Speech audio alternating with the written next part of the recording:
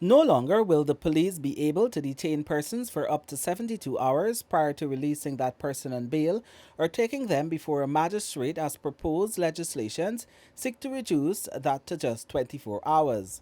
Attorney General Anil Nandlal has explained that the bail bill, to be tabled in Parliament soon, proposes that once an offence does not carry a custodial sentence, the accused person must be offered their pre-trial liberty immediately at the police station. But should the offence be one that requires that the accused person be placed in the lockups, the cap on the police discretion to detain is only 24 hours or 1 day before they make an appearance before a magistrate or is released on bail. Our constitution says that the police can detain you for 72 hours. Our experience is that though the police can conclude that investigation in 5 hours, because they have that constitutional coverage, they hold you for 72 hours.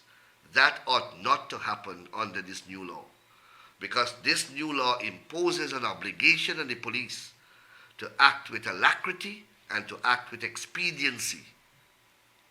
So if it is that your investigation can be completed in 10 minutes, well, then you don't have to wait 72 hours. This approach by the police to just throw people in the lockup and then go their merry way will not be tolerated.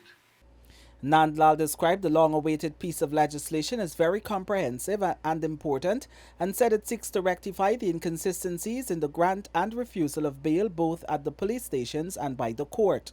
He acknowledged that bail is discretionary and will remain so, but like other discretion, it is not absolute or untrammeled. Among other principles to be laid down by the proposed bill is that the granting and refusal of bail by a magistrate can be appealed or reviewed by both the prosecutor and the defendant. Whoever wishes can appeal that decision. So if the magistrate grants bail and fixes a sum that is too high, the prosecutor, if he is aggrieved by that decision, can appeal the grant of bail. The other side, if they think that the quantum is too high, they can appeal against the quantum. If bail is refused, then the defendant can appeal that decision. And that appeal can go all the way to the CCJ. A person can also seek a judicial review of a decision by a magistrate where bail is granted or refused. The bill also proposes conditionalities of bail where a magistrate can impose a number of conditions such as lodgement of passports and prohibitions to travel. Importantly, if convicted, a person can still get bail if an appeal is filed and a lawyer makes an application for bail.